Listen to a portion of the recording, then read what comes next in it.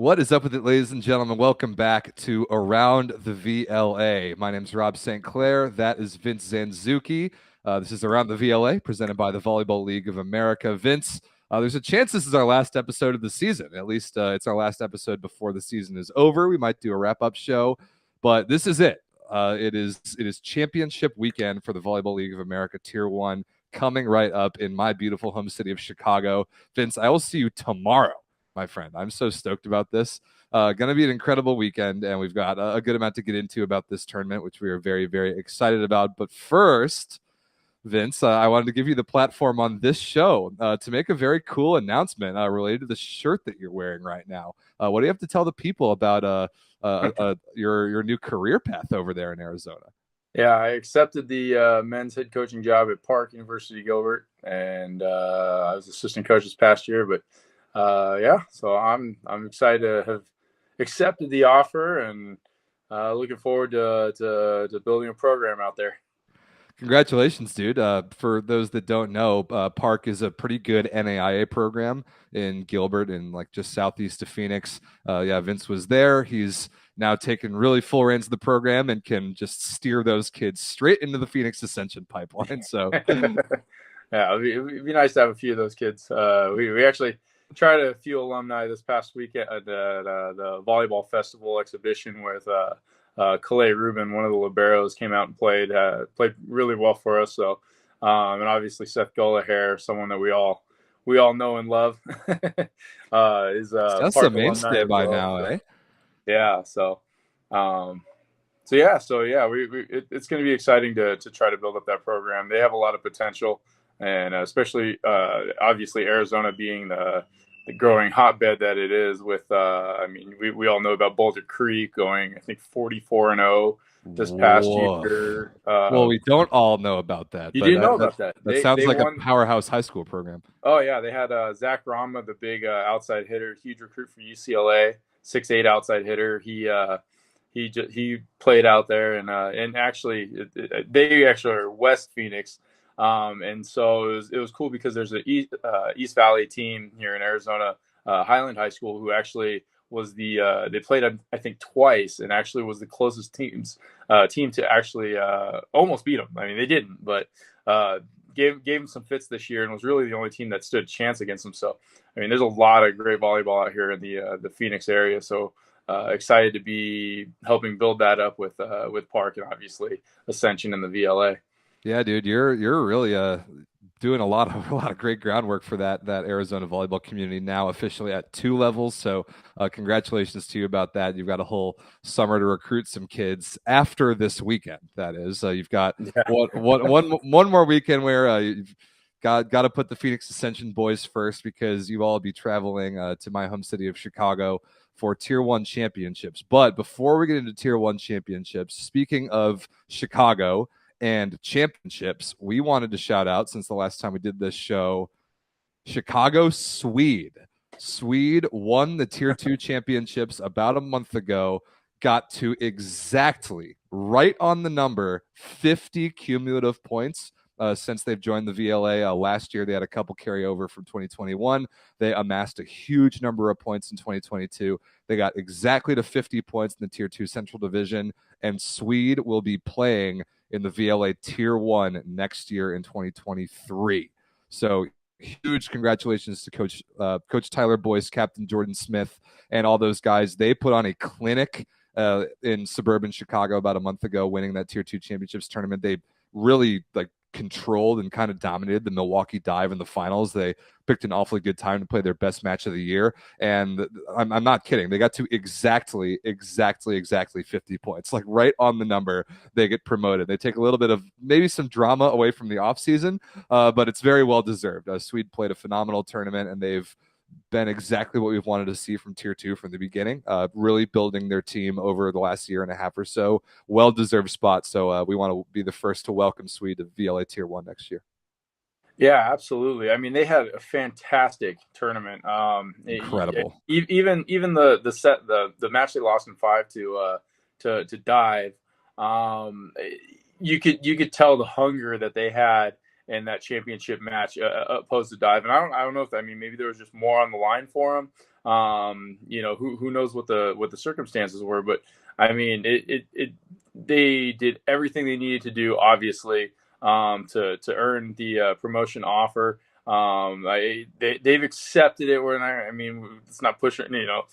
Some teams have been offered, teams have denied. These guys are definitely in it to be in Tier 1. Make no mistake, they'll be playing Tier 1 next year, and it's going to be a fantastic Central division this year, this 2023 season, with them joining Iceman and Team Pineapple.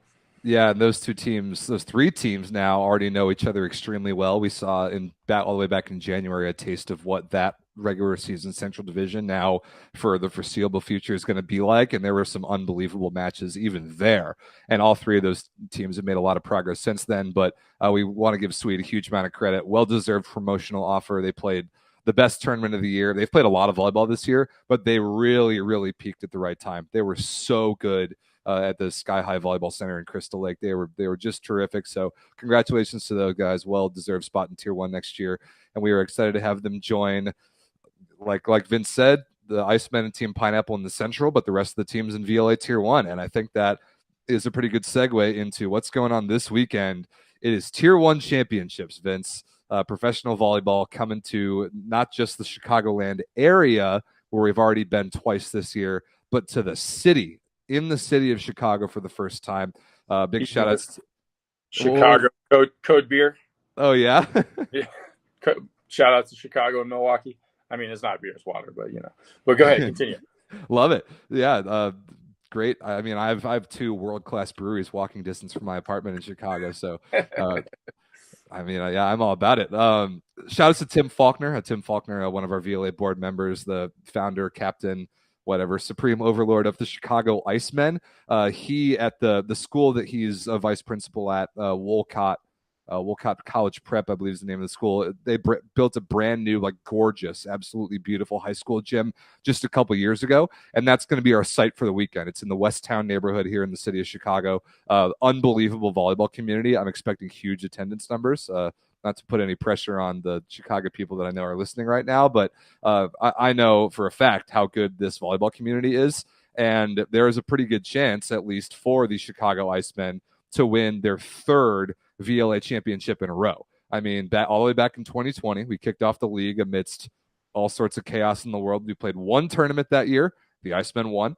Last year, we had sort of an abbreviated season, but we culminated in Orlando. The Icemen won that championship tournament as well. So we've got a three-peat on the line, Vince. And however, Chicago, not the number one seeds in the tournament this weekend. That honor belongs to Team LVC. So here's the pool play schedule. We got two pools of three teams each. LVC, the number one seed overall, by far the best team in Tier 1 in the regular season. And although the Icemen are the defending champions, they've got a difficult road ahead because their pool is pretty challenging, but also we've seen them have opportunities in big tournaments this year, and they haven't been able to win a tournament yet. So give me your early takes, Vince, on the top two seeds in the tournament, Team LVC in Pool A and Chicago in Pool B. Well, neither team at this point has won a tournament this season. Good point. Obviously, LVC and Iceman have had fantastic divisional play, with LVC completely dominating the East, and then Iceman actually didn't quite dominate the Central as much as I thought that they would this season. I know that playing Dive and Swede both took matches. I think that Dive, Swede, and Pineapple. All three of them matches off of them, where LVC completely dominated Force, and then I think went 5-1 against Bounce. And I mean, we're going to find out pretty soon exactly how strong the Central is compared to the East. Maybe the East is a little bit lighter of a division than the Central, but I mean, you can't discredit what LVC did. They made it to ESPN Sunday on at the VLA Cup. They had a pretty tough road. The only match they ended up losing to Ruckus in pool play, and then having to battle all the way back to get to. I think they lost to Dive in the quarterfinals, if I remember right, and then played at 11 p.m. that night. Played a crazy 5-setter against you guys. Right, and so they've shown a lot of grit. However,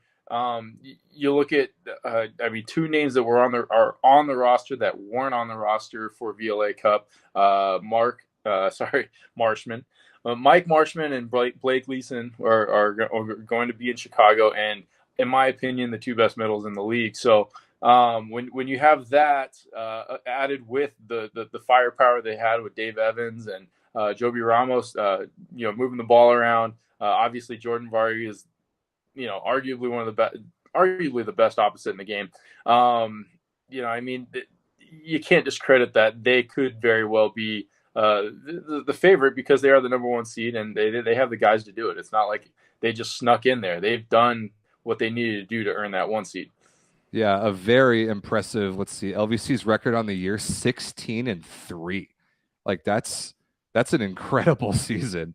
Yeah, they had that one loss to Bounce in, like, I think it was the semifinals of the East Division Cup, where they had Eric Martin, a 50-year-old 5'5" setter, playing all 6 rotations, and they just couldn't quite get that one done for reasons that I think are definitely excusable. And then they lost to Ruckus and lost to Dive at VLA Cup, and that's it.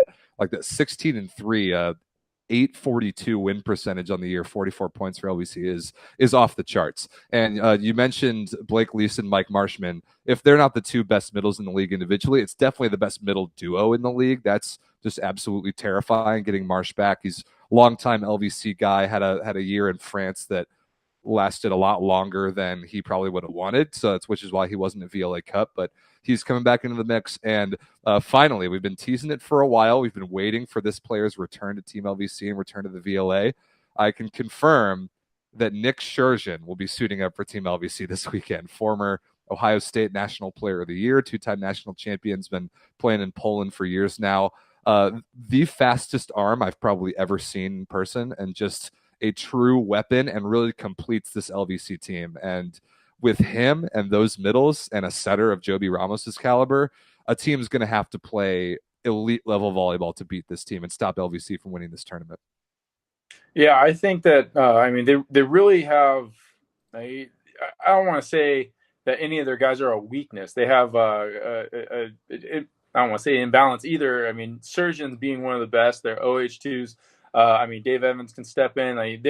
They're going to do an adequate enough job to complement the team. So, are there weaknesses? Yeah, sure. But is there really a guy that you're like, okay, this guy's going to be the guy that loses a match for him? Absolutely not. Yeah, can't pick one. Can't pick a guy in that potential starting 7 that you would pick on for sure. Right. So it's really all the other 5 teams are going to have to, play the best of their abilities, or they're not going to come out on top in this tournament. I see LVC coach CJ Dank in the chat. CJ, great to have you in the chat, buddy. I think he's going to be here this weekend. CJ, let us know in the chat if you are going to be here in Chicago. And the rest of you, one weakness. Clearly CJ's CJ coaching. Dank will be there. Right. So, we got now. Yeah, Pineapple and Ascension definitely. Those betting odds definitely went up in our favor. Yeah, easy weakness. So yeah, CJ, let us know in the chat if you're going to be there. Everyone else watching, let us know in the chat if you have any questions or who you're rooting for or whatever. I'm looking at the chat live here on YouTube. So I do though want to talk about the Chicago Icemen. They are the 2-time reigning champions. They are hosting. They've got home court advantage. They've got a massive roster. They've got really all their guys at their disposal this weekend. They've got Sunil Thomas, who might be the best setter in the league. They've got Griffin Shields, who might be the best opposite in the league. They've got middles. Oh my goodness. Brandon Poindexter, Scott Sawicki, Amir Lugo Rodriguez, and Dave Hancock. If LVC has the best 2 middles in the league, Chicago very clearly has the best 4. And I think Hancock and Amir are the likely starters. Those 2 are ridiculous. Then outsides, come on. Will Kraft, Mike Mikolau, Matt Slavinsky, Lewis Richard, Kyle Overby. What a wealth of riches Chicago has this weekend. And then Peter Justitis, Colin Merck at libero. Again, there are literally no weaknesses on that roster. The thing is, and the question that I have is, how does Faulkner and how do the Iceman guys manage their lineup? Because that's been a struggle of theirs this year. When they've gotten in big moments in tournaments, they've made lineup choices that have, hindsight's certainly 2020, but they've made choices in their lineups that haven't translated to winning key tournament matches. I think that's pretty fair to say. Early exit at the Central Division Cup and I think we would call it an upset in the semifinals of the VLA Cup against the Milwaukee Dive. So my question for Chicago is, can they translate this giant roster's worth of talent into a refined starting seven that once they get to bracket play can go out with consistency and win them this tournament? Right, and that's really the question, because I think LVC definitely had, I don't know, they had an excuse at East Division Cup on why things didn't work out for them. For sure, they did. You hate to say that. You hate to say, oh, your team, we didn't have this guy or that guy, But the fact is that wasn't LVC as a complete team, not even close. And Iceman has had guys that I think should have won a couple of tournaments this year. I think that they should have won Central Cup had they performed the way they can.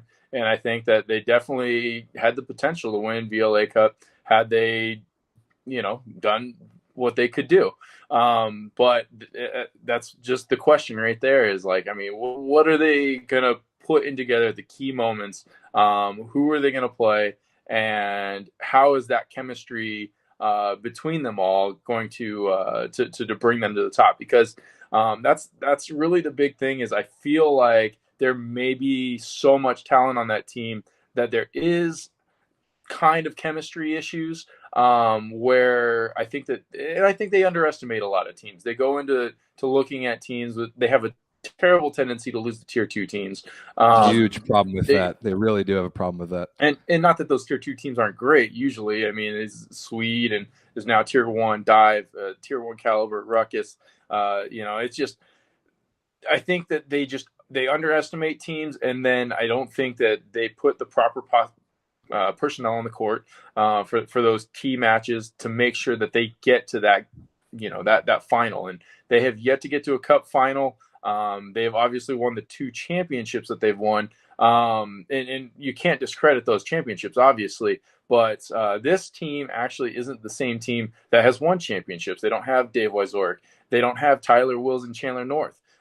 So it is a little bit. And Sunil Thomas actually hasn't won a championship yet. So it's actually been Tim Faulkner running the floor on both of those championships. So they still are slightly unproven, despite the considerable talent that they do have. So that really is the question in this tournament going in is Iceman going to put it together with the squad that they have, with the ideal Iceman squad? I think the only thing standing in the Icemen's way is the Icemen themselves until they get potentially to Team LVC. I think talent-wise, potential starting 7-wise, the only team that can really probably compete with the Chicago team in terms of just raw talent is Team LVC. And I'm excited to see those two potentially play each other in bracket. Separating them in the pools was, clearly the right thing based on the standings, but that really sets up for some drama if they meet in bracket, because LVC historically has not played very well against Chicago, and they have not played each other yet this year. It's been actually a long time since they've played each other in VLA history, if I remember correctly. So I actually believe that the last time, they played last year in Buffalo, the bounce. That's right. That was and Iceman won both. Yep. And actually, Iceman has not lost to LVC since the very first match at the Kickoff Classic in 2020. So it's actually really interesting to see if LVC can get past them, because they haven't seen each other a lot, even though reputably been two of the elite teams in the league. Yeah, absolutely. And I'm very excited to hear the banter between Chris Hosley and Tim Faulkner before that match, if it does in fact happen. So moving on to the next team and the next division champion, we got to talk about in Pool B, the SoCal Rising Tide, 3rd seed overall. They get the 2nd seed in Pool B. The Rising Tide have had a very interesting year. They came out early, all the way back in January, and very nearly won the West Division Cup, losing to Ruckus in the finals. There locally in SoCal, they were able to pull really the best of that obvious volleyball hotbed to play for them that weekend. They looked extremely good and just kind of ran out of gas in the finals. But since then, we haven't really seen the true Rising Tide until they needed it back in Long Beach Memorial Day weekend to go out and win that division. Now, this was the most competitive top-to-bottom division in the league this year for sure, with the Rising Tide, Sport Connects, and the Ascension. And the Rising Tide put a very good team together and a very good weekend together in Long Beach, ended up winning the division. The question is, can they travel out east? That's something that they have never done particularly well other than last year's VLA Cup. So the roster that I'm looking at here, Chris Kahn's setting, Chris Johnson, Deshaun Graham, Wyatt Dimke in the middles, Owen Schoen, Relia Speller at opposites. Relia can play outside hitter as well. Brandon Directo, John Predney at outside hitters, and Ryan Radira at libero. That roster can win this tournament, like legitimately. If all those guys showed up and if they really put it together, chemistry is a little bit of an issue for these guys because they don't play together as much as a Chicago, for example, does. But if they really put it together, especially with Chris Johnson, that Rising Tide team could win this tournament. I really wouldn't put it past them. And I do want to give Chris Kahns a shout out because he texted me earlier today. He played in Denmark last year professionally. He's making a big jump up from that. He just signed to go play in Spain. Chris Kahns out of Long Beach City College, going to play in Spain professionally next year, which is a pretty big move to a pretty good league. So shout outs to Kahns and him at the engine of this Rising Tide offense. That team could be scary if they can put it all together. That's really been the question for them all year. Yeah, I know that. And on the Kahns topic, I know a lot of guys like Sunil Thomas, and I think they definitely put him at the top of the pecking order in the VLA. But I've watched Chris. I'm a huge fan of the way Chris plays. He reminds me a lot of a young Connor Eaton. Good comparison. He's got a lot of something that the traditional guy, traditional D1 player, whatever. Because I don't think Chris Kahns. I think he played JC. I don't think he played Long Beach City. That's right. You know what I mean? He's got a different kind of fire than the other guys do. He's not your run of the mill setter that just came D1 and then just was gifted and no one's gifted anything. Everyone works hard, but some guys have to work a little bit harder. And Connor Eaton was definitely that guy. I think Chris Kahns is definitely that guy who just has that extra spark that it makes him. You look at him just compared on even on film, things like that. But you see him live, you see him in person, you talk to him a little bit. He has something special that I think a lot of guys don't have in this league and in volleyball in general. And so a huge shout out to him getting that deal in Spain. But what makes Rising Tide so dangerous is you talk about chemistry. I actually feel like this is the group that has been and did get them to where they are, because you look at Predney. He's played 4 events. Dude, the only Predney's so good, so underrated. Right, absolutely. And the only guy that really missed, none of these guys obviously were in Arizona, but for the most part, they were pretty much at the rest of the events. I mean, the VLA Cup one, no. But they are playing together. It's not like they're not in the gym at T Street. Yeah, T Street, all the clips. And so this is a group that is going to I don't want to surprise anyone because I think that we know. But as far as their ranking goes and as far as what they did this season, had these guys played all year, I think that they'd be sitting where LVC's at right now and not really where they're at the moment. So, it's going to be exciting to see how they play. But again, I think that they run a little thin on the outside. I think that they've got 3 good pins, but I think that they really 4 or 5 matches, if they run out of steam again, just like they did in SoCal or in Seal Beach at the West Division Cup, then that's where their depth could become an issue. So, but I mean, if it's coming out one match, I mean, I might throw my money on a Rising Tide against any of these teams. So, it's going to be whether or not they can manage their roster for the duration.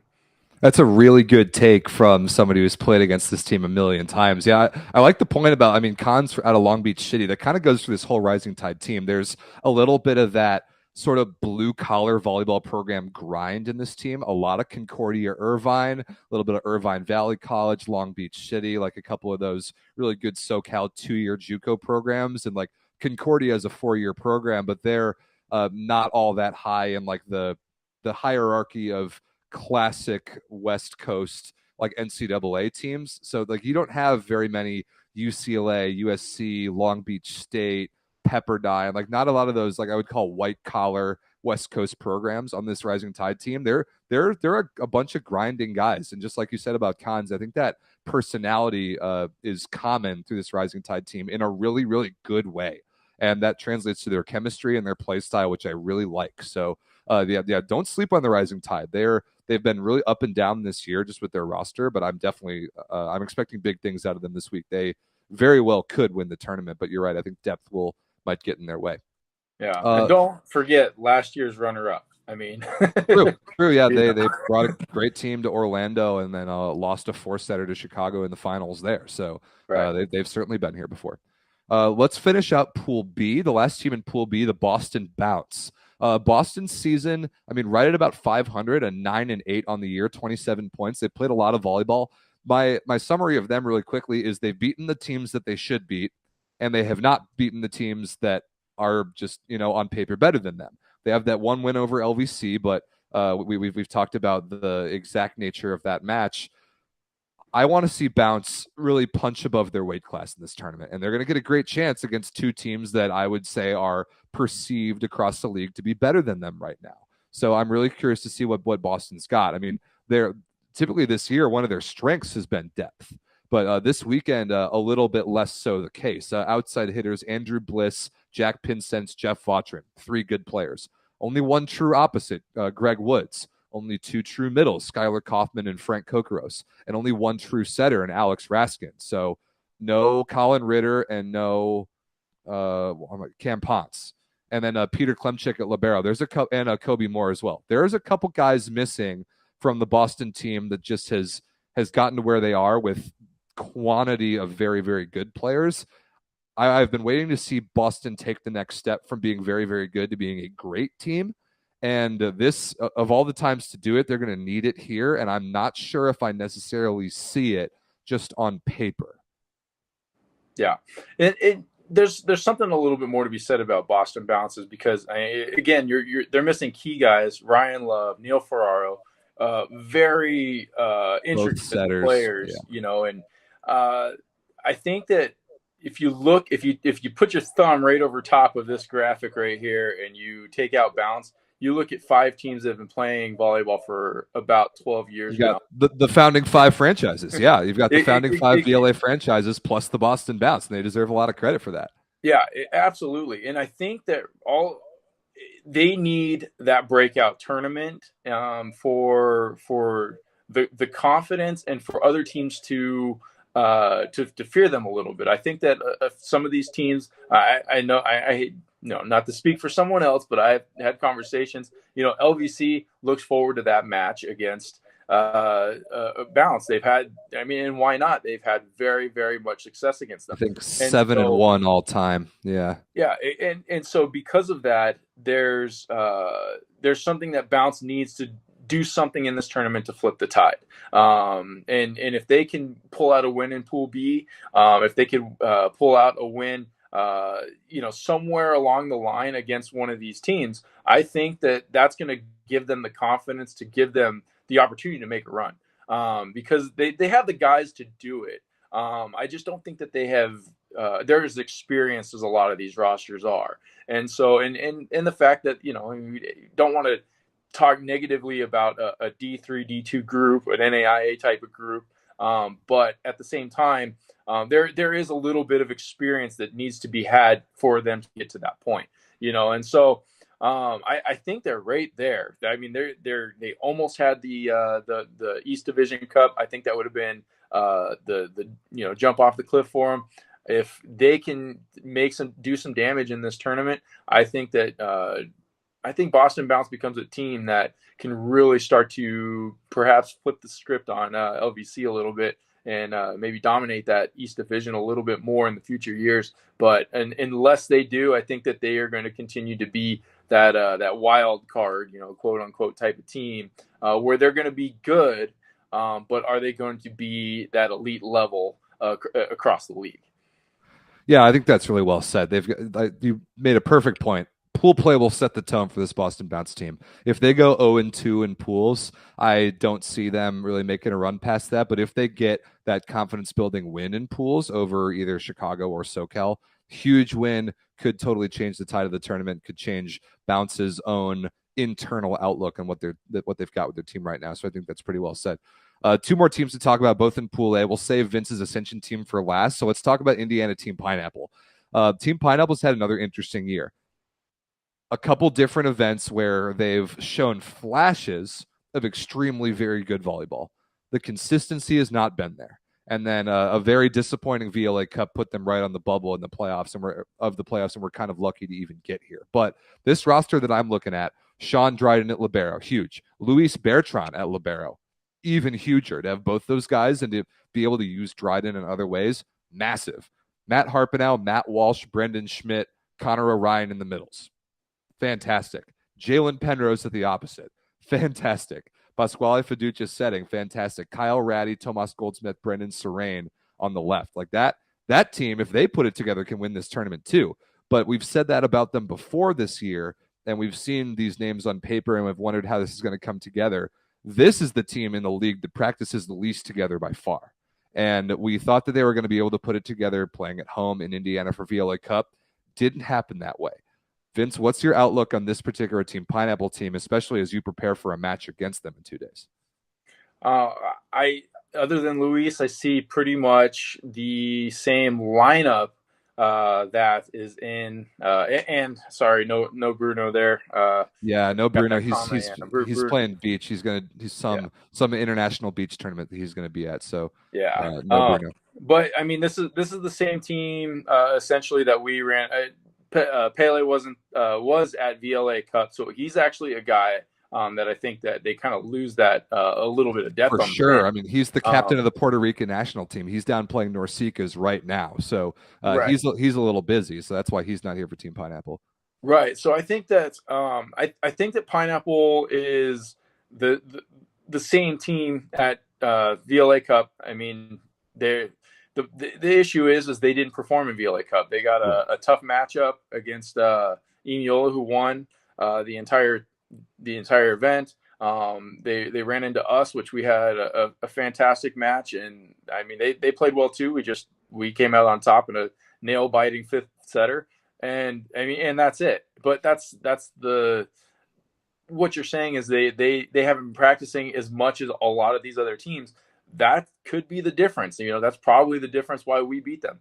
And so that's going to be a factor going into this. They are more experienced and just as talented, I would say, after a VLA Cup. Maybe they go into this with a little bit more sense of urgency. We will see. But right now, I mean, I'm expecting Team Pineapple to be able to come in and perform and bring it.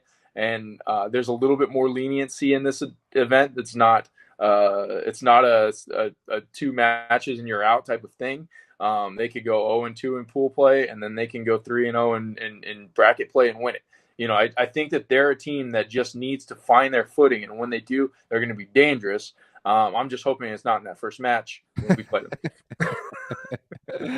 Yeah, however, that's the first match for you, but the second match for them. So that's true. Might be a little bit of an advantage. Yeah. By the way, you see the pool play schedule down at the bottom of the screen. You got 1 versus 3. So LVC versus Pineapple and Chicago versus Boston first. Then 2 versus 3, which is Ascension versus Pineapple, Rising Tide versus Boston second.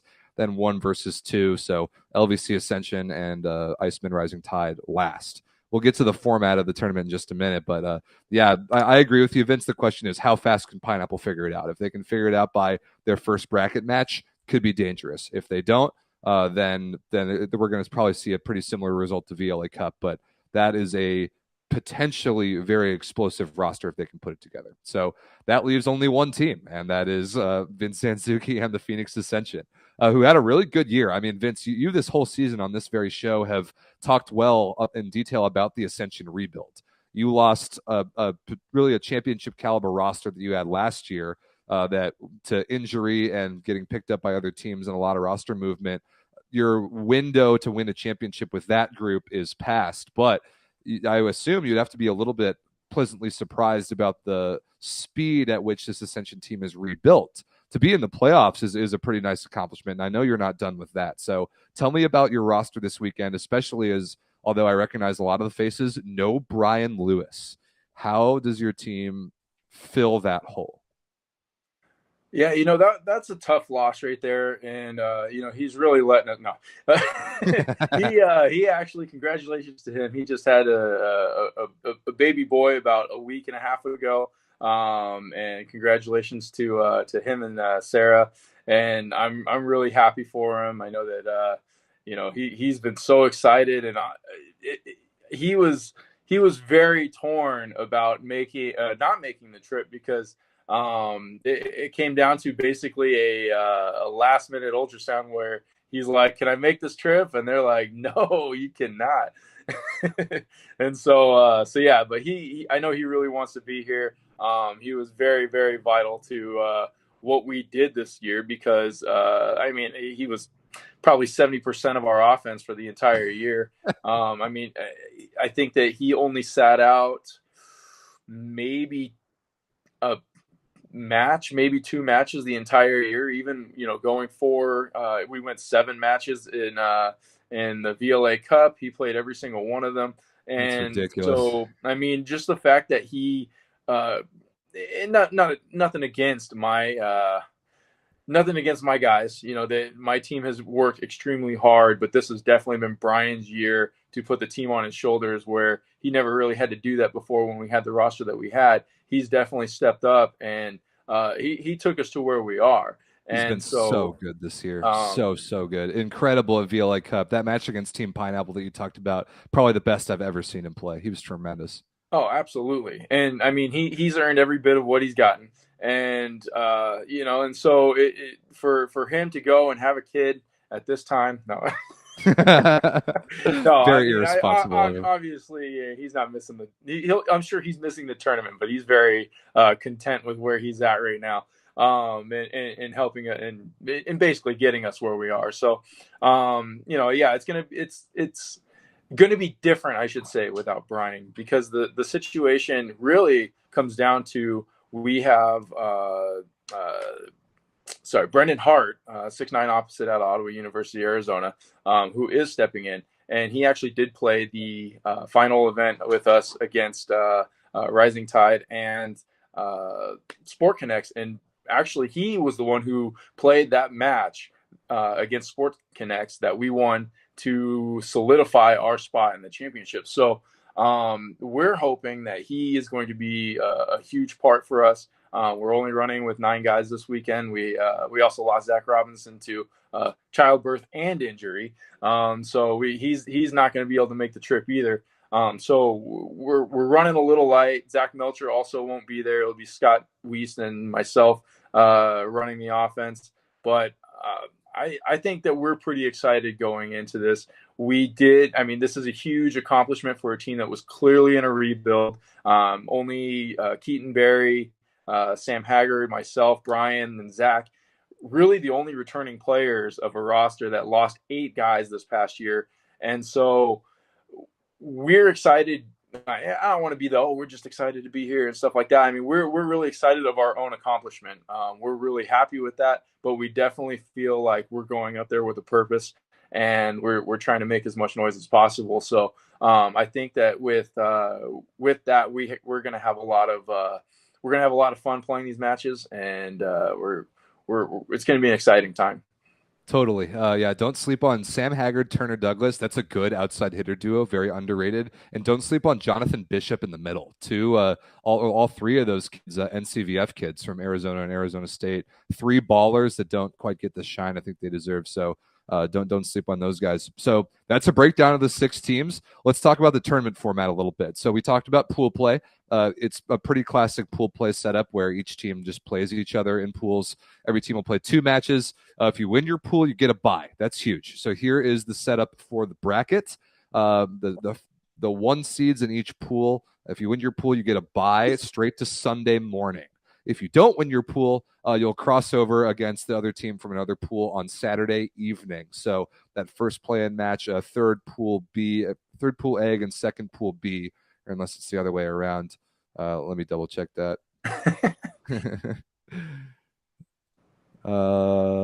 Third pool A versus second in pool B. Whatever.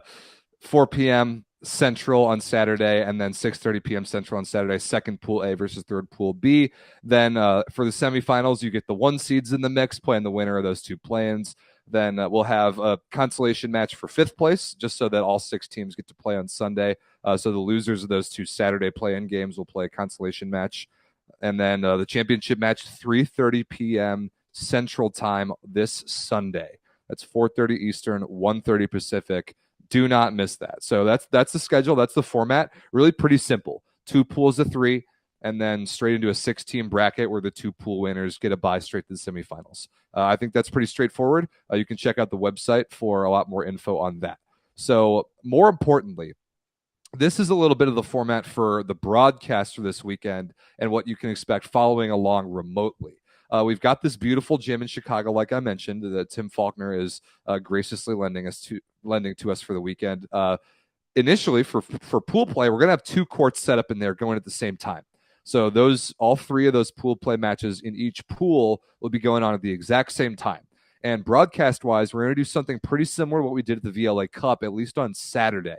If you tune into that, I actually had a really good time with this. If any of you have watched NFL Red Zone with my hero Scott Hansen on Sundays during NFL season, where he just kind of flips around, between all the games going on in the NFL at the time, I did something similar at the VLA Cup where there were 3 courts going on, and I had a switcher and 3 cameras, and I was flipping between the 3 courts and whatever was the latest in a set or the most important match or whatever, just flipping between all 3 courts and commentating all 3. It was pretty sweet. For pool play in this tournament, we're going to do the exact same thing. We're going to have one continuous stream for all of pool play here on the YouTube channel that will cover both courts. I'll be flipping back between the 2 courts, commentating whatever match I want at the time. It'll be kind of nice. It'll be a similar setup to what we've run, where as soon as a match is over, 30-minute warm-up will start. They'll get the next match going. So that'll be a nice continuous broadcast for pool play while there are 2 courts going on. And in addition to that, each match will have its own dedicated broadcast. So those individual dedicated broadcasts, just like at VLA Cup, will be for members only. So you can pay us a whopping 99 cents and being able to watch the dedicated streams during pool play. But that continuous stream where I flip between both courts is viewable to the public for free here on YouTube. So that's the structure during pool play while there are 2 courts going on at the same time. After that, once it gets down to the bracket, we're going to take down the 2 nets and set up just 1. After that, it's going to be 1 stream, full broadcast, full production, live on YouTube for the public for the rest of the tournament. So that's those two bracket matches on Saturday afternoon, and then those 4 bracket matches on Sunday. If there are any questions about that, hit up the website. It's all explained, or ask us in the chat, and I can answer them now. But that is the plan for the broadcast. So you'll be able to watch everything live on YouTube for free, unless you want to catch the individual dedicated stream for pool play matches. And at that point, you can pay 99 cents and catch those. We like to think that's a pretty good deal. Mikey in the chat, you're absolutely right. Wow, that is a lot of matches in 2 days. Yes, it is. That's how we like to do it. The teams are going to travel to Chicago. They're going to get their money's worth with a lot of volleyball. So that is the format of the tournament. Pretty simple. Pool play, then a 6-team bracket. You get to the bracket, you win 2, maybe 3 matches. You're the season-long champion. Yep, and we really appreciate that 99 cents. So definitely watch those individual matches. You don't have to listen to Rob the whole time. Yeah, that's the real benefit, is you don't have to listen to me. If you don't want to hear Rob no more, just 99 cents. Go ahead and grab on the match you prefer. Trust me, it'll be a little, much better. But no, absolutely, we're excited about the production we have for the championship bracket. It's going to be very good quality. You guys have bared with us for a lot when we've done just the N-line cam streaming.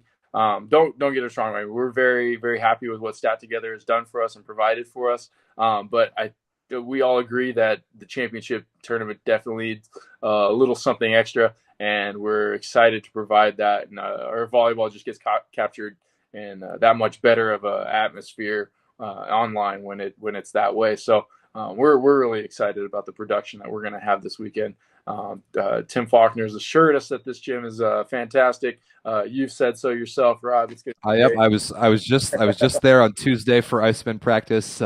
unloading some stuff, slapping the ball around a little bit. Wi-Fi speeds are off the charts, so that's something that I always worry about, Vince, as you well know. That's great. Gym is beautiful. I'm really excited. It's going to be the perfect way to cap off the season, especially being in the city, not just in the Chicagoland area. I'm really excited for that. And you're right. The production that we can do for this event will really put our great product on the best stage digitally and around the world as best we can. But like we've talked about on this show many times, Vince, there's no substitute for watching great volleyball in person. And if you're in Chicago, you can watch this tournament in person. We are totally welcoming and strongly encouraging spectators. It's in the city. I know literally hundreds of volleyball people that live in the city of Chicago. I'm expecting every one of them to be there this weekend, at the very least on Sunday. The key detail that you want to know is during pool play on Saturday morning, while there's 2 courts going on, we'll have to pull the bleachers in up against the wall so that we can have room for the 2 courts. There won't really be any room for anybody to sit anywhere during pool play. So we're not going to open the gym up to spectators until that first match of the bracket, which is, we'll open it up at about 3:30 p.m. on Saturday for spectators, and then all day on Sunday. So if you want to come through and watch this in person, please do. Saturday afternoon and all day Sunday, you can see the biggest tournament of the year. I mean, it's the championship tournament. What more could you ask for? So we're expecting a pretty good crowd. I think the atmosphere there in the gym in Chicago is going to be pretty awesome, and it's gonna be what these players and what this tournament deserves for sure. Yeah, absolutely. That 5th place match with Tim Faulkner and Iceman against LVC is going to be great. After that, when Ascension's playing whoever wants to play, we'll hopefully the fans stick around for us, But no, it's going to be very exciting. We're very excited about it. We can't say enough. It's almost surreal that we're at this point already. It's actually what a season, huh? It's really crazy. A full, complete season. Shout out to everyone involved: Tier 1, Tier 2, all the production, ESPN, Novice, Stat Together, Todd J Photography, Bacasa Volleyball. Like, everyone has made this event in this season something that is going to happen for many years to come. This is not the one. This is not over by any means. It's not like we're packing up and heading out after this. This is season 1 of a great many of volleyball seasons to come, and we're just excited that this just proves that the VLA model is going to continue to be a success. It was a success this year through and through, and it's only growing from here. We're no looking back at this point. So, we can't say enough about everybody who's involved, everybody who has supported us. It's a fantastic feeling to get to this point and to be able to say at the end on Sunday, when we crown a champion, that was the first legitimate season 1 of VLA volleyball. It does feel incredible to say that. I'm looking at our database right now. 157 matches so far, and we're going to play 12 this weekend. 157 official VLA matches this season so far. That is just ridiculous. And thanks go out to all the people that Vince just mentioned, all the VLA board, all the teams, all the players, all the sponsors, to make 157 volleyball matches possible. It's a pretty incredible achievement, and we're definitely going to have a very celebratory feel surrounding this weekend in Chicago. So, Vince, I think that'll do it. I think we covered it pretty well. 6 teams, 1 champion. Chicago this weekend. If you can be there in person, we'll see you there in a beautiful gym in West Town. If not, we will see you live on this very YouTube channel throughout the weekend, starting Saturday morning, running through Sunday afternoon. We're going to crown a champion on Sunday, and then we're going to have even more big stuff coming out during the offseason after the fact. So thanks for watching the show throughout the year. Thanks for watching this evening, and we will see you on Saturday morning for Tier 1 VLA Championships. Absolutely. Thank you, guys.